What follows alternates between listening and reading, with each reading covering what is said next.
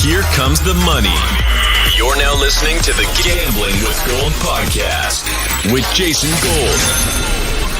Presented by Champions Round.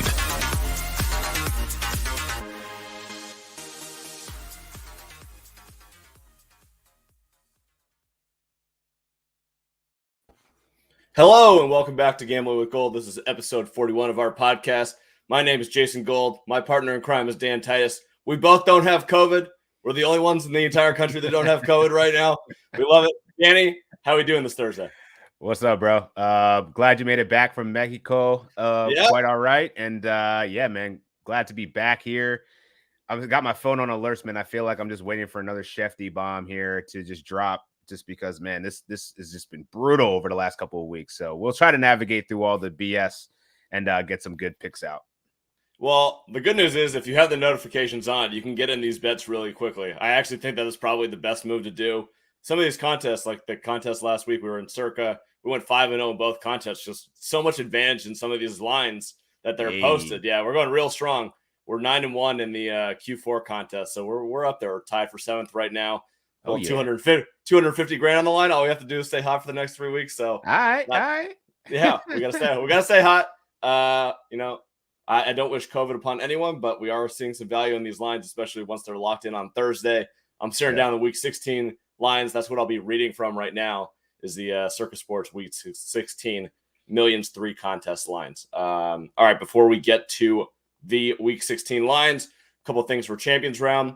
We have a Scary Terry jersey giveaway. You're going to have to go to our YouTube channel and watch our last YouTube short. Those will be by Thursday Night Football Goldilocks.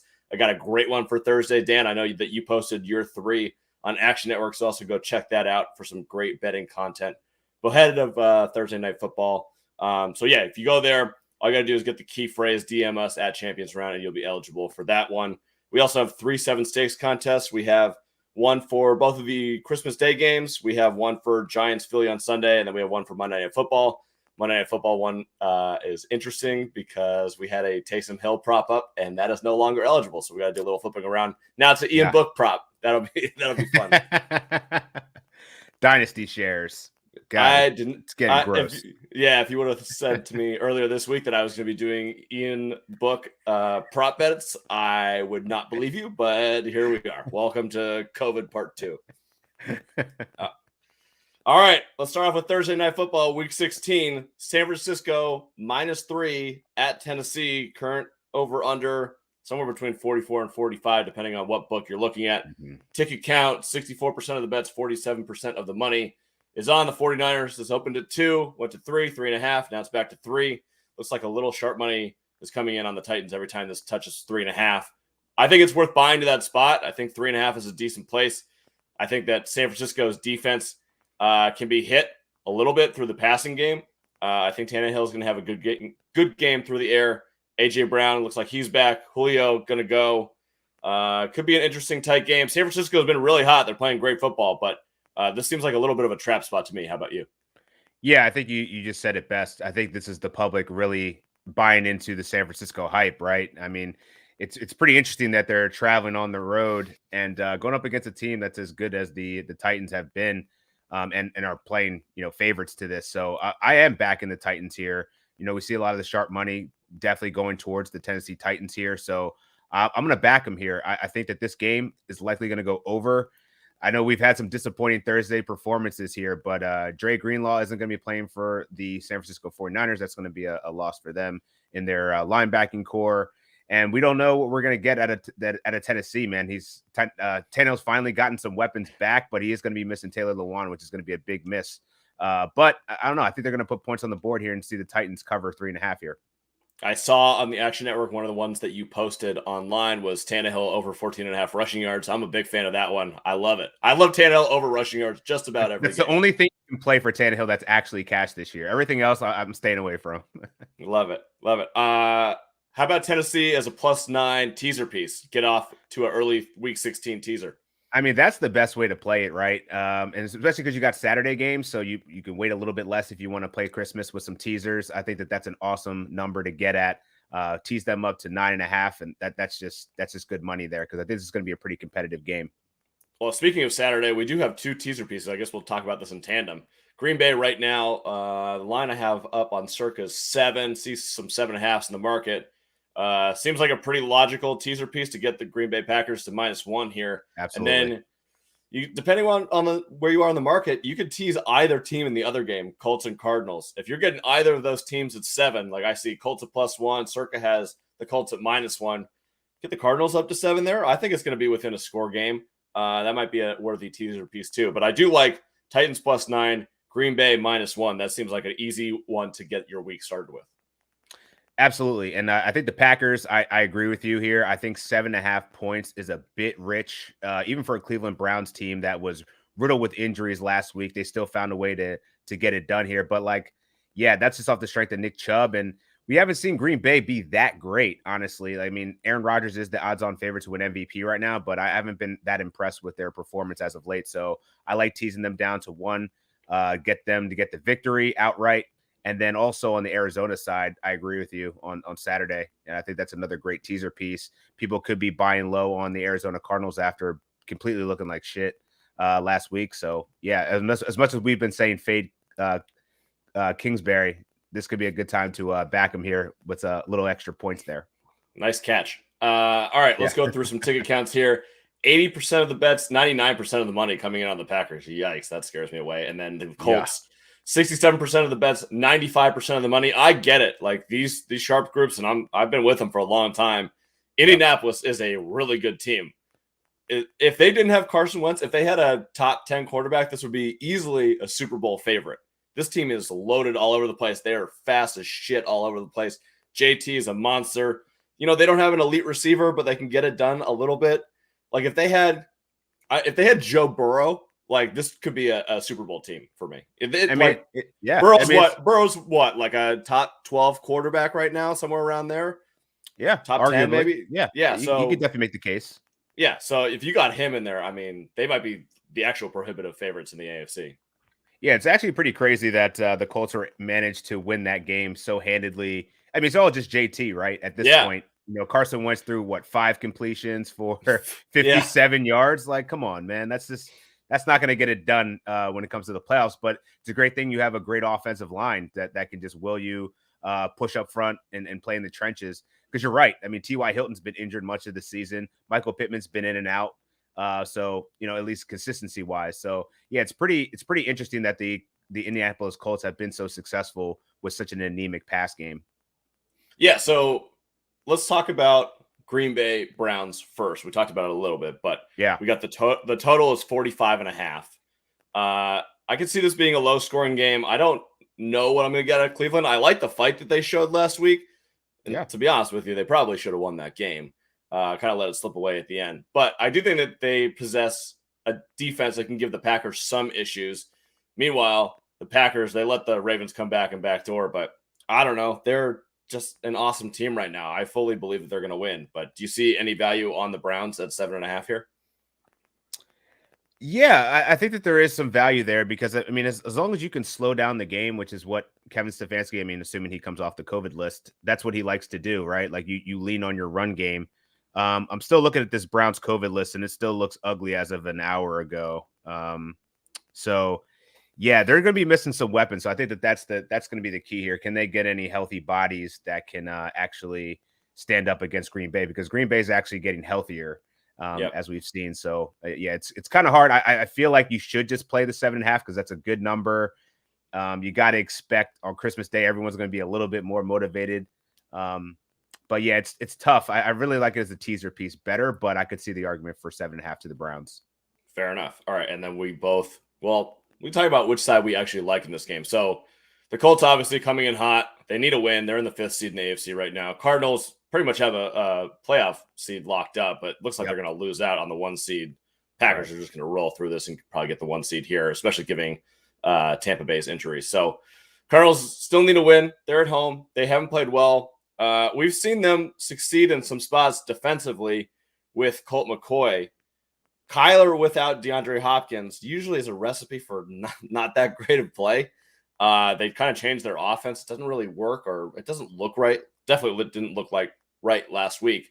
And that defense, I mean, we kind of thought about this all year. they're playing way above their head. Colts can take advantage of it.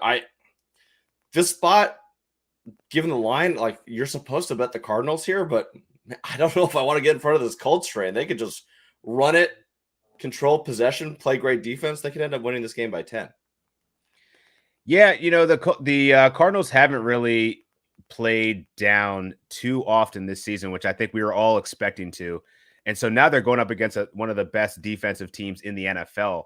And I think you could see how much this offense was really hurting without having someone like a DeAndre Hopkins. Even if he's a decoy, him still being on the field still makes a difference, right? And James Conner's looked great. They got Chase Edmonds back. So I think another week with them being able to possibly get the run game more established could play a factor into this. But Indianapolis Colts are no slouch, man. Like, they play real defense. So we're going to have to see Kyler kick it up another notch. And I don't know if it seems like they didn't really get going until the fourth quarter. He hit that late 40-yard pass to Christian Kirk. But It's going to take more consistency to get it done against a Colts team like this. So I'm surprised that this is at a pick 'em. So I'll definitely take the points here, tease this up, give the Arizona a little bit more of a buffer, because I think that they could at least keep it within 7 points.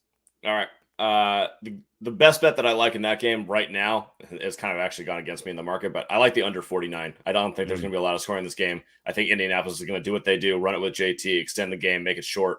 So give me the under 49. If this hits 50 or 51, like, this might be one of my bigger bets of the week.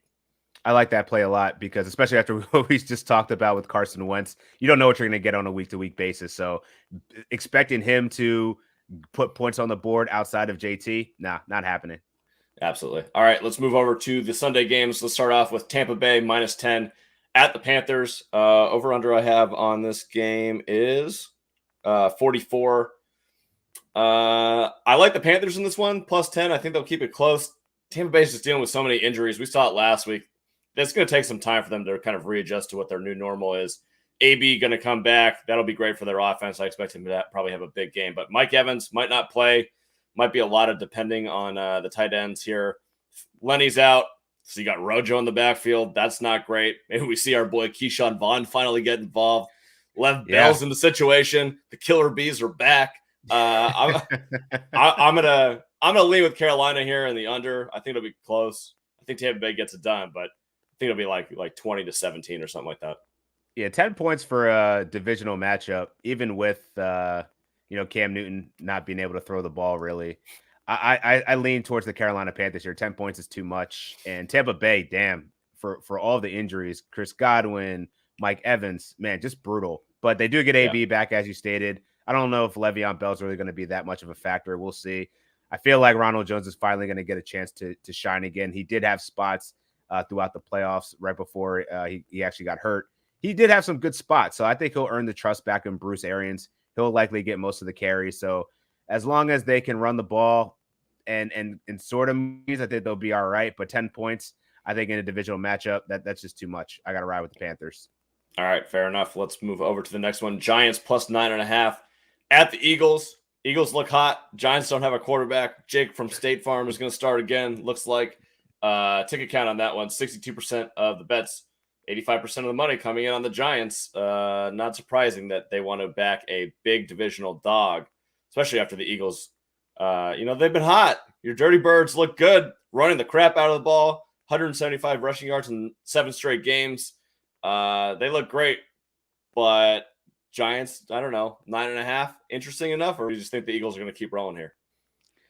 Man, 9.5 is a little bit too much for me. These divisional matchups always scare me. Granted, the Eagles look great when they run the ball like that, but we saw Jalen Hurts come out a little bit slow, and then they finally got together. And look what happens when you give Miles Sanders the ball.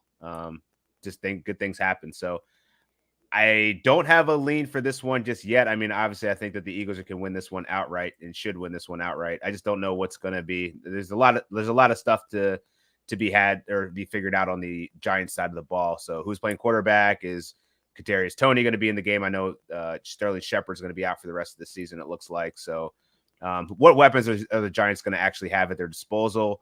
And in which case, then I might be able to throw some money down on the Birds here. But 9.5 seems like a bit much. Especially considering the over-under is 40.5. That is a big number for a low total. They're expecting the Giants basically to score no points in that game, which is fair. I mean, they stink, but Their defense isn't bad though. Like their defense has actually been okay for most of the season. It's just been their offense that you can't rely on. Yeah, absolutely. All right, next game, Chargers minus 10.5 at the Texans. Texans fresh off a win. Chargers off of a devastating loss and non-cover on Thursday night. Staley just keeps hammering it. Fourth downs. I love it. Keep going for it. Do what you do.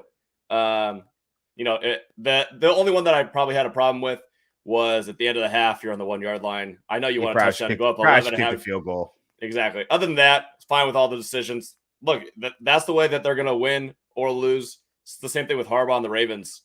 It's a sound analytical decision. You got to go for it. All your players know it's coming. It's not like it's a surprise, which is great for them. But, it could pay off big dividends in a playoff game. So we'll see. They should absolutely dominate the Texans. Chargers have been actually pretty good, kind of like Buffalo-ish against these bad teams. They've been blowing them out this year. Houston, fresh off the win, probably a decent time to fade them. 10.5 is a big number, though. Over under we have right now is 45.5. Kind of lean towards the over there. Usually Charger games I like under, but I think there's going to be some scoring in this one. How about you? Yeah, I like the over in this game. I'm going to stay away from the spread. I think the 10 points is a bit much for me. Even, I like what you said in terms of like the Chargers and Staley continuing to be aggressive. I think that's the fabric of their squad now, much like the Ravens. Like they don't, even if you have Justin Tucker back there as the most reliable kicker in the NFL in history, you're still going for 2 in some cases. So I like the aggression. That's what they do. And against a Houston team that put points on the board against the Jaguars, I think this is a great spot for the over. And we've seen that the Chargers offense definitely is clicking, but Austin Eckler just said on Yahoo, whatever his Yahoo show, that he is on the COVID list and all fantasy managers should be picking up Justin Jackson. So he's not going to be playing, which is definitely a big impact to the Chargers offense. So I think that they can plug and chug, but I think we see a big day out of Justin Herbert here. Yep, love it. All right, let's go to Atlanta. So we got Detroit plus 5.5, Falcons minus 5.5. Total I have in that game is 43. Ticket count I have would be, I don't see it on the board. Doesn't matter. Here's the deal. Jared Goff out for this game. Looks like he's on the COVID list. We'll see if he can test out. But Atlanta coming off a loss at San Francisco. Detroit coming off of another win, 2 and 3 games. Seems like a perfect place to fade the Lions here and jump all over the Falcons. I know the Falcons aren't great, but given the situation, given the fact that they just lost, given the fact that Detroit probably riding high again. So we did after Detroit won the last one. Just fade them. It's a great situation. And I think that the Falcons can definitely get it done here. Yeah, I'm seeing 60% of the money on Detroit right now. So not a huge gap there, but part of me wants to ride this Detroit wave here. They could be getting DeAndre Swift back. Jamal Williams also could be returning. Craig Reynolds is, I guess maybe he'll still be a thing. I don't know. But one thing we do know is that Dan Campbell loves to run the ball. So if they can somehow control this game, I think that they're really motivated to get some victories here. And even if they don't, I don't know if they're going to beat them outright, but the Atlanta Falcons aren't that impressive. Like they only score touchdowns when, Cordarrelle Patterson gets an opportunity to get in the red zone. Otherwise, they're just awful. So I lean towards the Lions here at 5.5. I have a question for you. Have you seen Tim Boyle play football before? Doesn't matter. He's handing off the ball. As long as he can do that, he's fine. All right. Fair enough. All right. Next game, Baltimore plus 3 at Cincinnati. Over under I have on this game is 45. Love the Baltimore Ravens as a teaser piece here. Move that to plus 9. I think that's an absolute smash spot. That'll be one of my best teasers of the week. As for the line, I lean towards the Ravens. I think they're a little bit undervalued here. I think the Bengals are a little bit overvalued given the win, and they look terrible against the Broncos. Defense looked good, but the offense was not clicking. Obviously, I'd like to have Lamar back in this situation. It's a little bit of a bet on Lamar being back, even though he hasn't practiced. I probably feel 50-50 about the decision, but we saw Huntley. Huntley can play some ball. Not that big of a deal if he's out. I'll take Baltimore plus 3, but definitely plus 9. Yeah, I'm kind of just off. I don't know. I've kind of just soured on the Ravens as of late, man. Like Huntley looked great. Like he balled out for sure. But I think Cincinnati, even though, Joe Mixon came up limp at the end of the game there, I don't know if he's going to give it a go or not, but I think Joe Burrow is going to figure out how to win out this division. And yeah, I'm going to ride with Cincinnati here. And we've seen, I don't know, the Ravens just are so inconsistent. They're a second half team. They're always playing from behind. I think if the Cincinnati Bengals, if Jamar Chase can get loose, they go up early, I don't know if they're going to have a chance to get it back. So a lot at stake here with Lamar Jackson. I mean, Huntley is good, but he's not Lamar Jackson. So we'll see how the injury report shakes out here. But for now, I'm leaning towards the Cincinnati Bengals. All right. Next up, Rams -3 at Minnesota. Over under is 49.5. Love the Rams in this one. Dalvin Cook looks like he's going to be out for the game. Madison still hasn't been taken off the COVID list yet. I think the Rams are in a great spot to come in here, win this game. They need a win in order to clinch or get in a position to clinch the NFC West. Vikings, I can't trust them after a win, man. You get a win next week. They look terrible. So I'll take the Rams here. Definitely as a money line play, -3. Vikings +9 is a teaser. Also interesting. I think it'll be one score, but give me the Rams -3. Damn, man, these injuries just keep on hitting. So Dalvin Cook just hit the COVID list. Is that why he's out? Damn. Yeah. Wow, that was an hour ago. So I just got word. AJ Brown looks like he's going to be playing tonight. So that's nice. Good. That's good. Yeah. But yeah, I with Dalvin Cook out of there, man, I don't. Who's the, and maybe no Madison. Maybe no Madison. Right. So who's the third? Who's the third running back there? You got Kenny and Gwangwu. Gawu. Yeah, that's it. Yeah, he's pretty 4.2 speed. I was on the Minnesota Vikings here, but now that's kind of changed the script as an hour ago. So yeah, that's I think I'm gonna lean with you here. Yeah, I can't. Oof, man, with no Dalvin Cook, I can't get behind that. What is the Vikings offense really going to be? It's just going to be Kirk Cousins throw. Yeah, throwing to Jefferson the whole time. Maybe get some Tyler Conklin sprinkled in there as well. But maybe Thielen comes back. Not sure.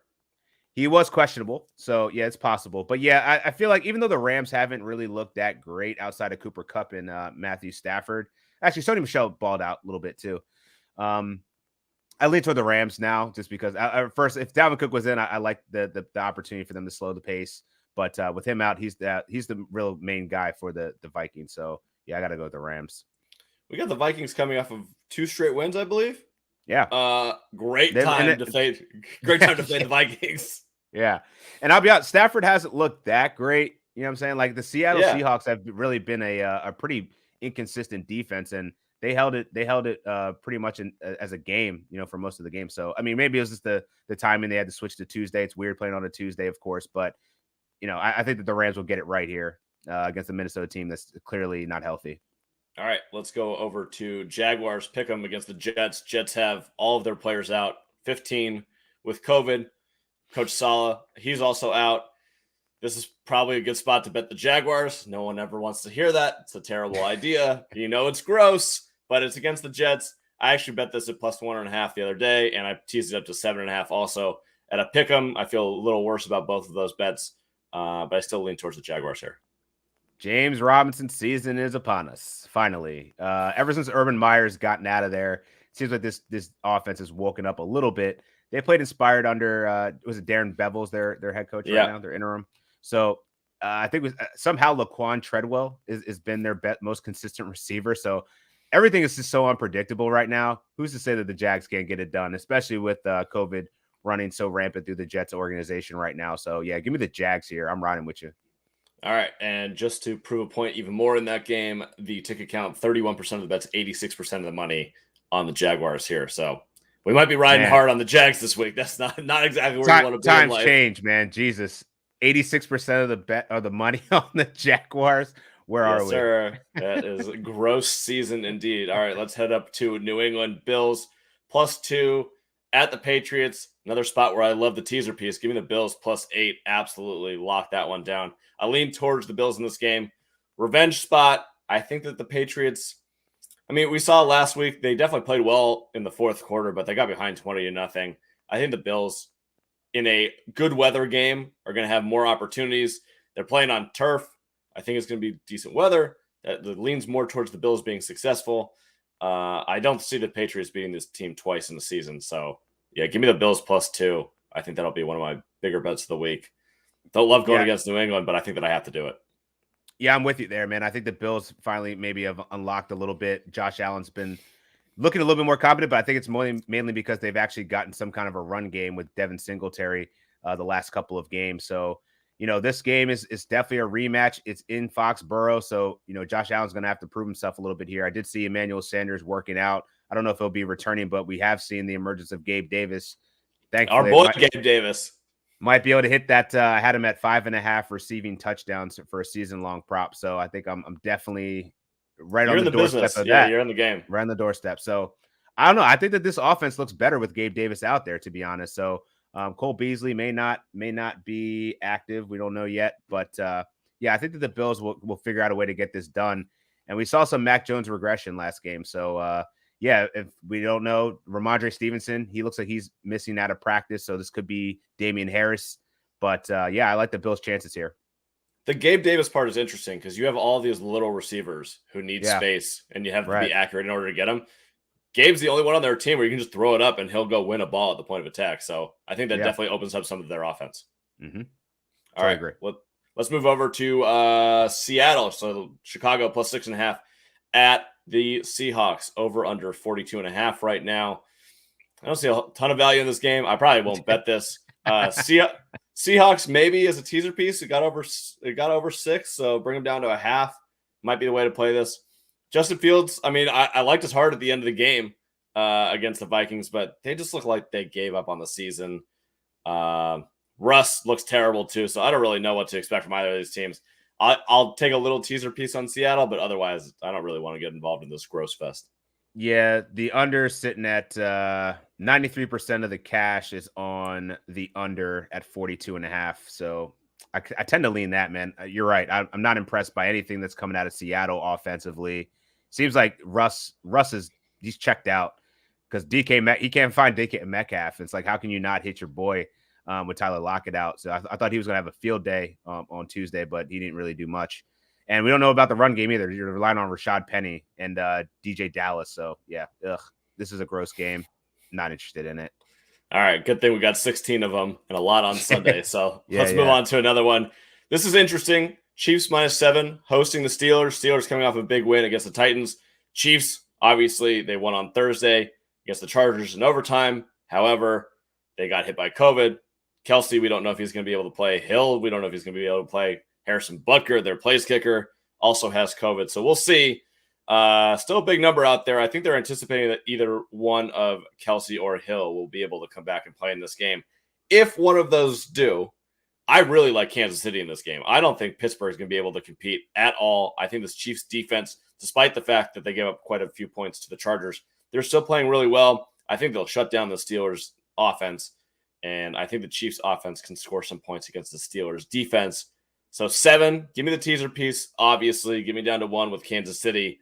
But that's 7. I mean, it was 10 earlier in the week. If one of them play, this number's going to shoot right back up. So I'm tempted to bet the 7 right now. Yeah, that's really interesting because I wonder what that movement will be if Kelsey and Hill are both a go. I have seen some preliminary reports out for some beat writers. It's looking like they might have a chance at it. So you're right. If you're back in KC, now's the time to do it before they're ruled in. However, I'm going to probably wait another day just to kind of get a little bit more clarity on it. But I do like KC in this matchup. I think Steelers have just had some fortunate underdog luck here. Not luck, but, we've seen what Ben Roethlisberger has been doing late game situations. And if this team gets down, they're not going to be able to crawl their way back out of it. They haven't been able to throw the ball downfield. Deontay Johnson is their most reliable receiver, and he had 20 yards last game. So, yeah, unless they can get Najee Harris the ball 20, 25 times and he has some success, I don't see the Steelers really hanging with the Chiefs here, even if they're down, potentially Travis Kelsey or Tyreek Hill. All right, I'm with you there. Let's go. We got 3 more games on the board for Week 16. Broncos pick 'em at the Raiders. Looks like this is going to be Drew Lock in this one. So obviously I'm going to bet the Raiders, the only rational thing 100%. To do. Over under 41.5. I don't know if I need any more explanation. It's Drew Lock. The Raiders are competent enough to get this done, especially to pick them at home. So I got to roll with the Vegas Raiders here. Lock's a turnover machine. I'm going Raiders. Interestingly enough, the ticket count on this game is 45% of the bets, 86% of the money on the Broncos. So maybe the market knows something we don't, especially given that it's a Raiders game. Usually they get a little bit more love. So that's a little scary, but I don't know. Drew Lock, terrible. Drew Lock is terrible. He's not Teddy Bridgewater. As much as like we hate on Teddy Two Gloves for being so conservative, conservative helps them win games, not reckless abandon. So yeah, I can't back Drew Lock here. I got to see more before I can put some money down on him. Got it. Okay. Sunday Night Football, Washington plus 10.5 at the Cowboys. Washington still dealing with some COVID issues. Antonio Gibson may not be able to play in this game. Taylor Heineke will be back. Dallas, I don't know. Their defense looks good. They look like they're humming a little bit. Dak Prescott still doesn't look quite right. The connection between him, Cooper, and CeeDee Lamb has cost me many, many thousands of dollars in fantasy leagues. That is unfortunate for me. I kind of lead Washington plus 10.5 in this game. That seems like a really big number, but a lot of it's depending on what the COVID returns look like for the football team. Yeah, a big loss for the football team could be Kendall Fuller.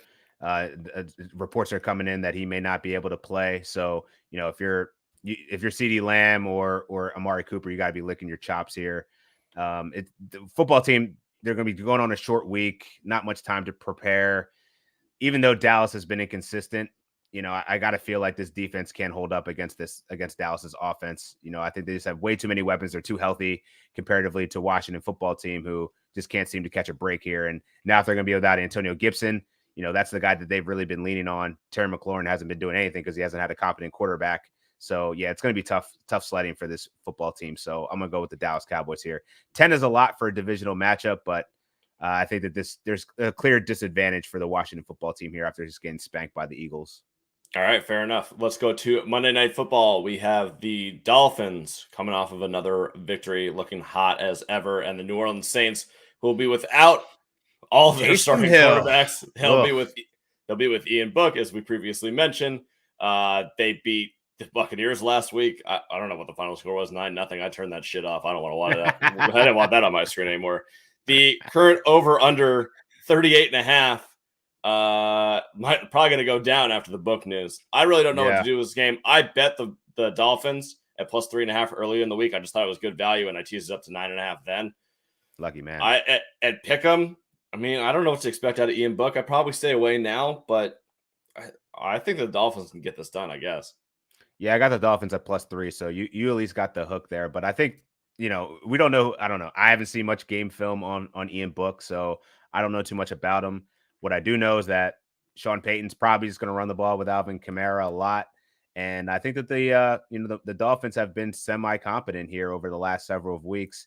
And I think they can get it done. And they're 3-point dogs. I think that's extremely good value for a team that you don't even know what you're going to get at on the other side of the ball at quarterback. So, yeah, I trust in the Dolphins here. All right. That does it for our Week 16 preview. We will be back tomorrow, Friday, with all of our best bets for Week 16. Until then, remember, YouTube Shorts. We're giving away all of our items on there and our Instagram and our Twitter this week. But you can find out more about the Scary Terry giveaway by going to our YouTube Short. So until tomorrow, good luck on Thursday Night Football. Make sure to place those bets. Ryan Tannehill over 220.5 passing yards. That's my best bet. Dan's got 3 great ones on the Action Network Twitter feed. So go check that video out for more information on that. We'll talk to you tomorrow. See ya. Peace.